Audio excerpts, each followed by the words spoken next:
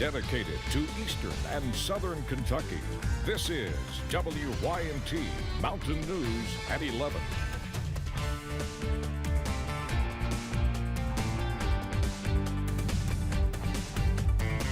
Good evening, I'm Keaton Hall. It was a dry but hot 4th of July in the mountains, but showers and storms look to return as soon as tomorrow, and they could bring with them the chance for damaging winds and heavy rain. Meteorologist Evan Hatter has the latest as our severe weather alert day coverage continues. Evan.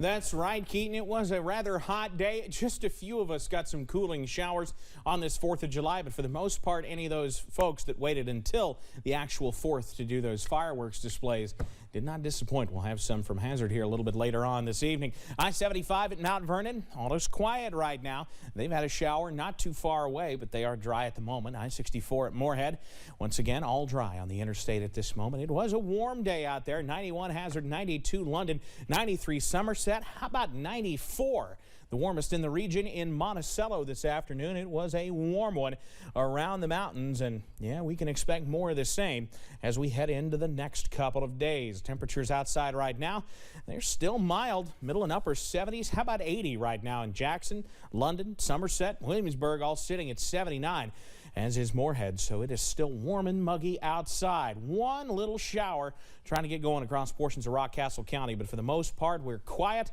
and will continue to be that way for the overnight hours. But look at showers and storms beginning to develop across portions of the nation's, at least northern tier, north of Chicagoland. We're going to have to keep an eye on those as they could move into the region as we head into tomorrow. For tonight, though, all quiet, low 70s. It'll be mild, it'll be muggy, and the fog will be patchy. I'll have the very latest on when we could see some showers and storms, and if they could be on the strong to severe side coming up in just a little bit. Keaton?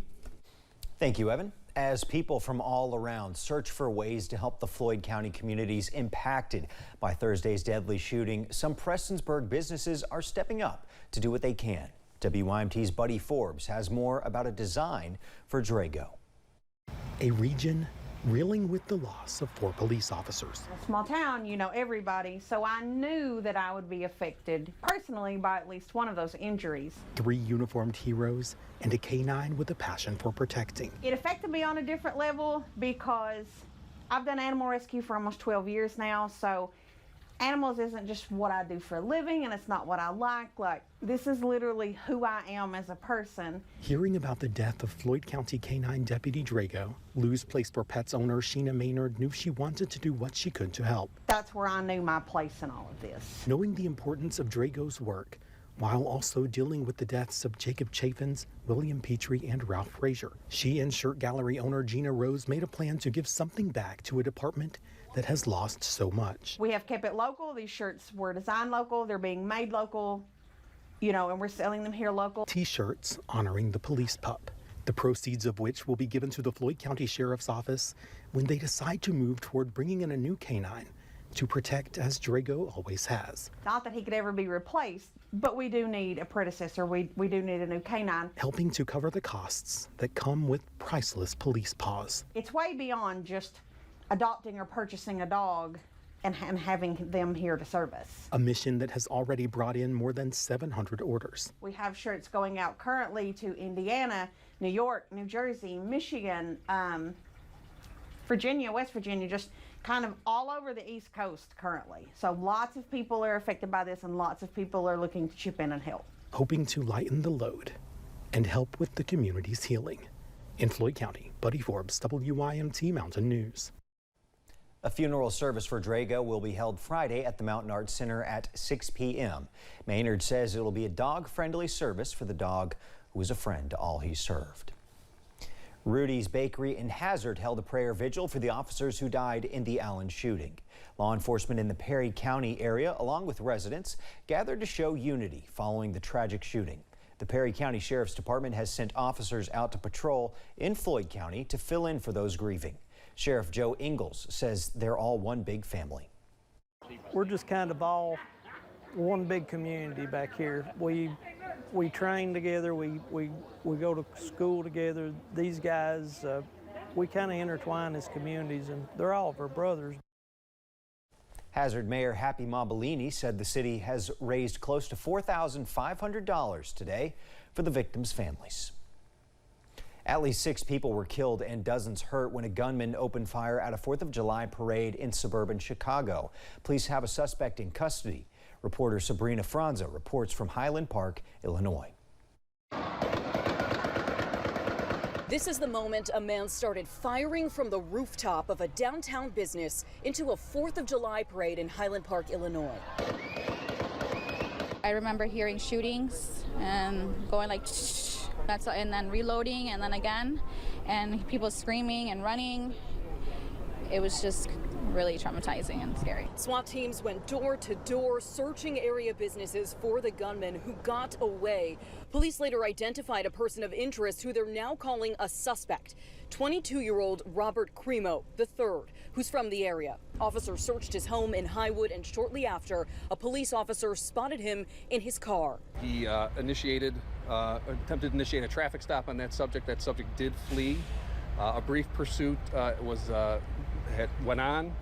Ultimately, they were able to get the subject stopped at Wesley and 41 in Lake Forest.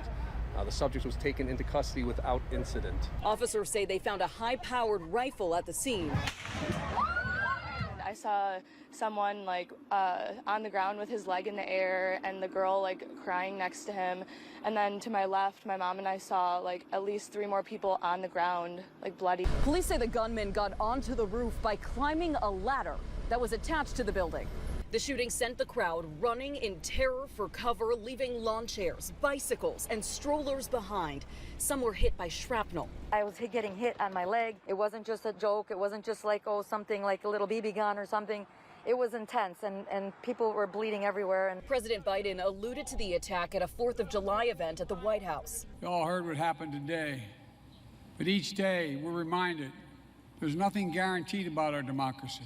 5 people died at the scene, all adults. A 6th victim died at the hospital. Many 4th of July events in the Chicago area were canceled. Sabrina Franza, CBS News, Highland Park, Illinois. At least 1 child was critically hurt. The FBI is assisting in the investigation. A Johnson County man is dead after a lawnmower accident Monday evening. Officials from W.R. Castle Fire Rescue said they're called to a home in the Stambaugh community around 6 p.m. When they got there, they found that a man had apparently lost control of his zero-turn mower and gone over an embankment where he died. Paintsville EMS, Kentucky State Police, and officials from the Johnson County Coroner's Office also assisted in the investigation.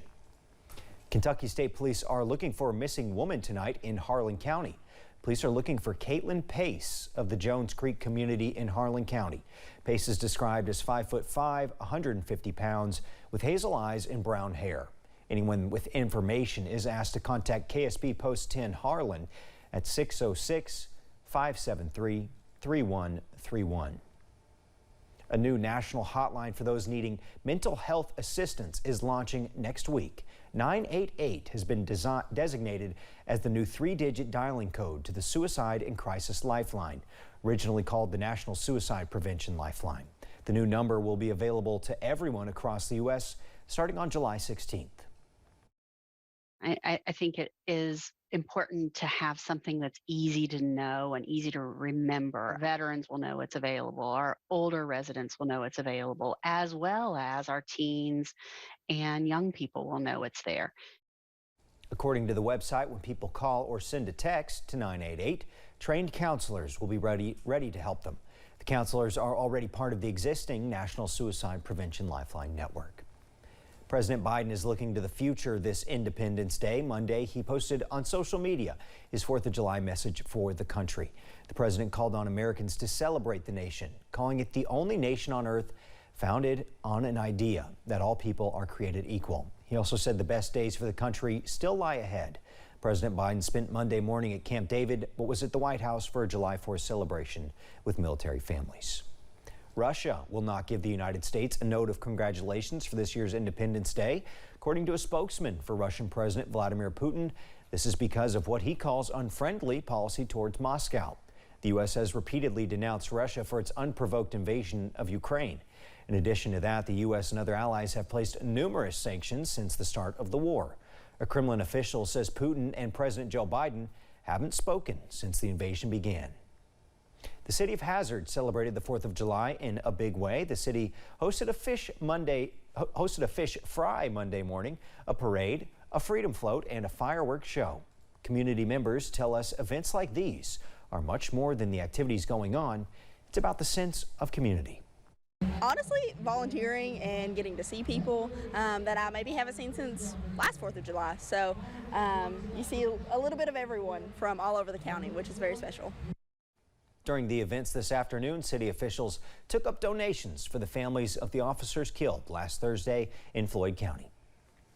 Our neighbors to the north in Lexington enjoyed their 4th of July festivities today. It was the first time since 2019 the city had their full celebrations. Thousands gathered downtown for a parade and festival. Folks in attendance said they were enjoying the atmosphere and that it felt good to have a normal 4th of July again. There's a lot of people here, but I like the people, like they're nice, and it's a good time to be with your friends and family. Lexington also shot off their fireworks at 10 p.m. tonight with the R.J. Gorman Railroad Group sponsoring the show. The city encouraged everyone to come down and see it. Coming up at 11, a hectic weekend at the airports leaves thousands changing travel plans after numerous canceled flights. And watching more showers and storms get ready to push into the area, and some of them could be on the strong to severe side. The latest on that coming up next. Do you know the signs of stroke?